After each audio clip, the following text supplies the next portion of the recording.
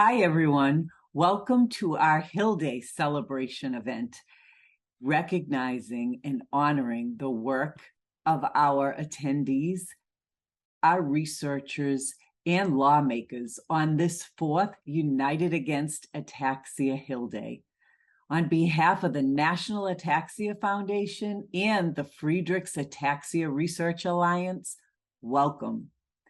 Kyle, it's really fantastic to be back here with you again this year to MC this incredible event. Dana, it was another impactful Hill Day. I'm so proud of this community. Advocates from NAF and FARA met with lawmakers to raise awareness and advocate for meaningful initiatives in the lives of people with ataxia.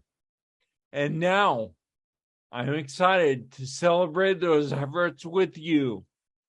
Before we get too far into our program, I want to recognize the support of our sponsors, Every Life Foundation, PTC Therapeutics, Riata Pharmaceuticals, and Stealth Biotherapeutics. Thank you to all for your help and your support in this wonderful event. And now, to kick us off, here's Andrew. Hi, I'm Andrew Rosen, the Executive Director at the National Ataxia Foundation. NAF's mission is to accelerate the development of treatments and a cure while working to improve the lives of those living with ataxia. Since 1957, NAF has provided millions of dollars for ataxia research and supported the tens of thousands of Americans living with ataxia. We are so grateful to all of the ataxia community members who participated in our fourth annual United Against Ataxia Hill Day. Your advocacy has helped educate lawmakers and the public about what it's like to live with ataxia and the critical need for research funding. When we began this collaborative advocacy effort with the Friedreich's Ataxia Research Alliance, our first Hill Day included just a handful of advocates and meetings on the Hill. This movement has quickly grown to hundreds of advocates and meetings with lawmakers in just 4 short years. Your voice is clear and far-reaching, and your impact is lasting. Thank you for volunteering your time and passion to this important work. As Andrew mentioned, each person plays an important role along the advocacy continuum, and tonight we'll hear from some of the key stakeholders in that effort. Advocacy begins with the patient advocate. It's the voice of the patient that both raises awareness and educates. This knowledge is then passed to lawmakers who write policy and legislation to improve the lives of their constituents. Sometimes this legislation includes funding for research, as is the case for the congressionally directed Medical Research Programs, or CDMRP. The federal funding often builds on the seed money that advocacy organizations like NAF and FARA give to researchers. The initial step is to see if the idea works. It's really just a proof of concept. But the next step in the program requires a larger investment. That is where grants from the NIH and CDMRP, plus your advocacy in supporting those programs, are so important. Robust funding allows the field to answer questions about ataxia and bring potential treatments to patients a whole lot quicker. Tonight, we'll hear from representatives of each of these stages of advocacy. We'll start with Mary Naden Scott from Vermont to tell us about the key to building relationships in advocacy. Hi, my name is Mary Naden Scott, and I got involved in government advocacy about 4 years ago. It was very much outside of my comfort zone, but I really loved it and got totally bit by the advocacy bug. What was really important for me was after my government meetings that I had with both representatives and their staffers was to reach out via email to express my gratitude for taking the meeting and their support and kindness that I felt during the meetings was very simple and easy to do. And I felt like it really opened the doors for collaboration. Some of the highlights that I have felt that have happened because of those relationships were when Senator Leahy was to incorporate my name and his story on the Senate, the Supreme Court hearing meetings, and then also at a local level when my state governor was to proclaim a Rare Disease Day for 3 years in a row. So thank you so much for participating in this year's Advocacy Day, and I really hope that you continue and have a great time. Thank you. Thank you, Mary. Next, we'll turn it over to Jake Yippee to share his perspective on the momentum that has been building across ataxia advocacy. Hi, my name is Jake Yipe. I'm 16 and I live in Grosse Pointe, Michigan, and I have Friedreich's ataxia. I wanted to be more involved in the process of developing a cure for Friedreich's ataxia. So when my 8th grade class and I went on a trip to Washington, D.C., I visited congressmen. It started small. At first, we were lobbying for a resolution to increase advocacy for ataxias. But now, the United Against Ataxia Hill Day has grown to over 250 advocates. This only happens when an engaged community meets with compassionate lawmakers who care about their constituents and are ready to fight against the disease that plagues our everyday lives. On behalf of the entire ataxia community, thank you. Each year, we present the Ataxia Research Champion Award, or the ARC Award, to lawmakers to recognize their work on health causes. This year, some of our advocates visited our honorees while in their home offices to present these awards in person. Let's get a glimpse of these presentations to this year's honorees: Congresswoman Rosa DeLauro of Connecticut and Congresswoman Chrissy Houlihan of Pennsylvania. First, the Caruso Bodie family will present the ARC award to Congresswoman DeLauro. On behalf of NAF, FARA, and all those affected by ataxia, we are proud to present Congresswoman Rosa DeLauro with this year's Ataxia Research Champion Award for her long-standing commitment to the rights of the disabled and rare disease communities. Throughout her many years of public service, Congresswoman DeLauro has worked to raise awareness on the importance of rare disease research, as well as foster a more accessible and inclusive society. Thank you, Congresswoman DeLauro. So I was thinking about this, and to me, what your work means is in 1998, we came to DC. I had never been to your office, nor have I ever really gotten involved in Congress or Senate or any of that. And we came to your office in DC, and you brought us in. Sam, I think, was 10, right? Al was about 6 or 7. We were going in front of the committee to ask for increased funding for the NIH. Right. But you agreed to see us before that. And 12. You were 12. Sorry. Keep me in check. And you told us that day, I'll never forget it, that you are going to be by our side. You said that to us. We had never met you before. And honestly, Rosa, we meet you at the train station, you know who we are. We bump into you at Michael's, you know who we are.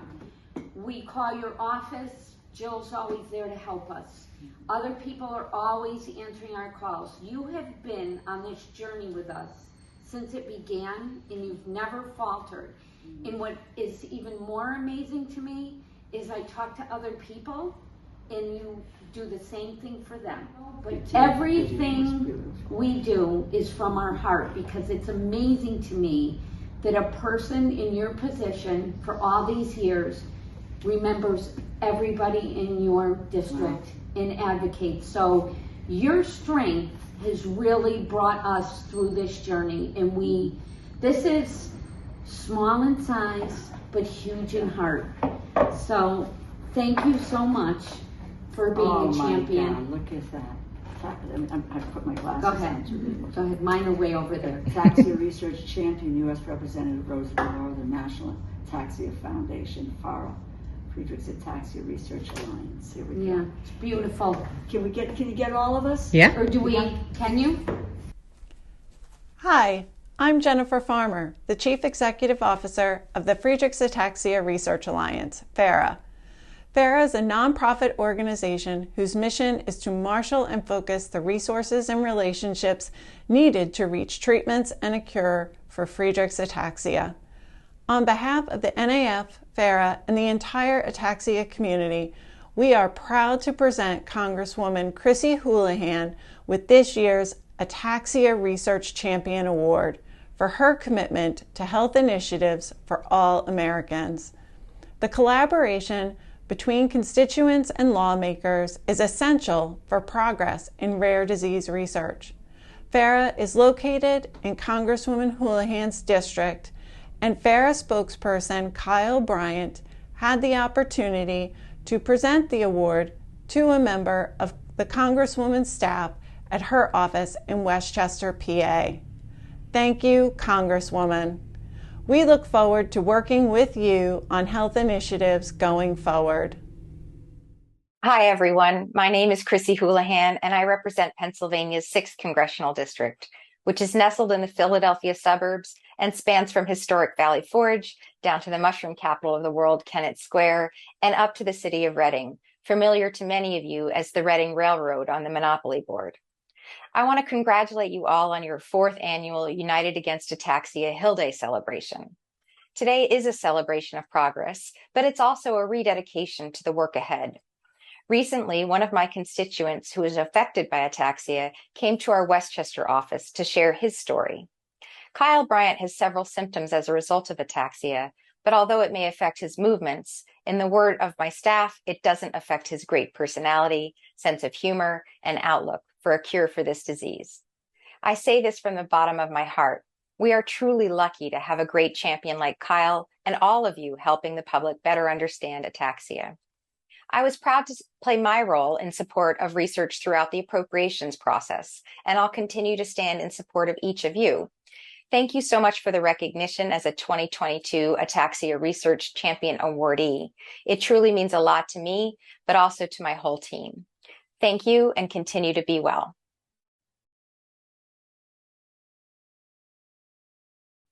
On behalf of all people living with ataxia, thank you again to our Ataxia Research Champions, Congresswoman DeLauro and Congresswoman Houlihan.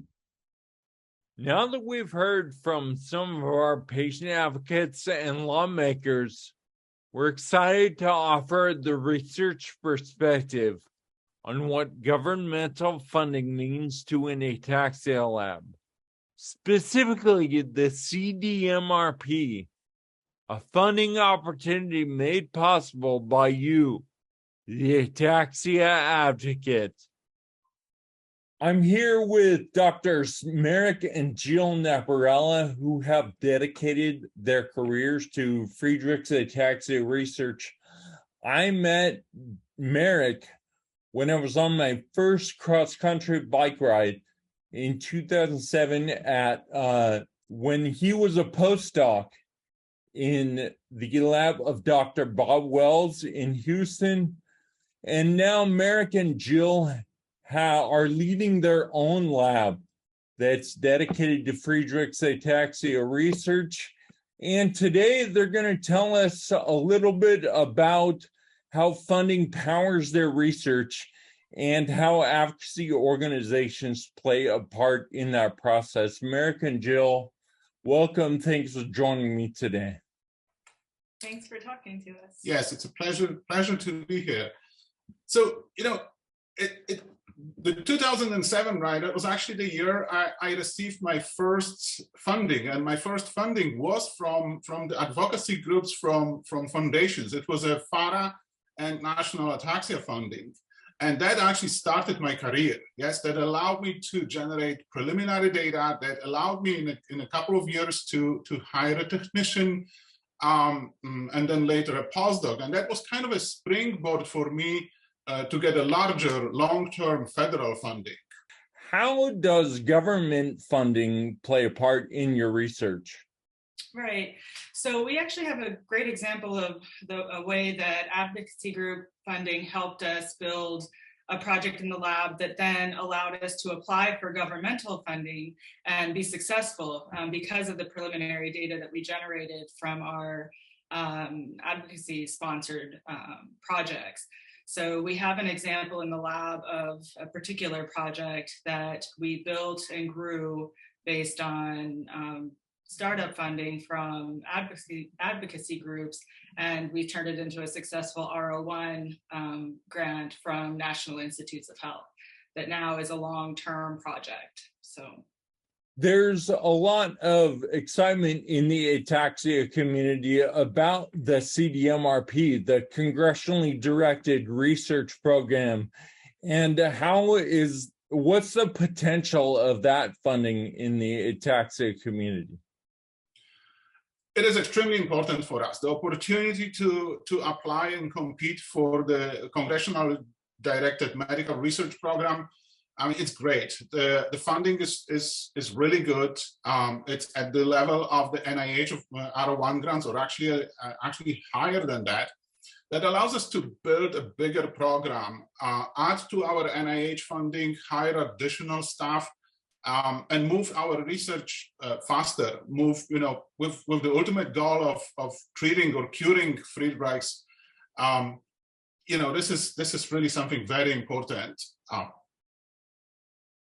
It's another potential source of long-term funding.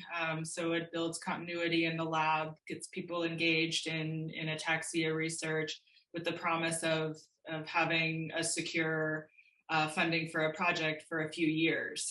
So it's a great addition to governmental funding that we're able to apply for.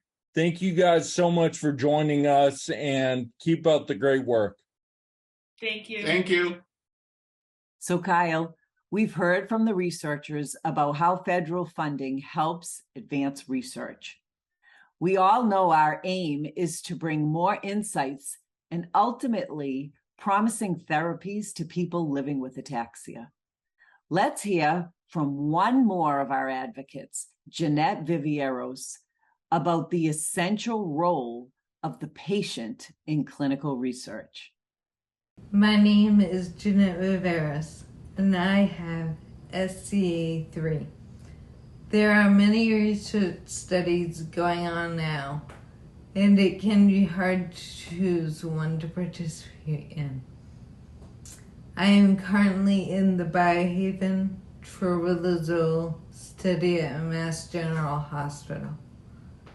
This drug is supposed to stop the progression of the disease.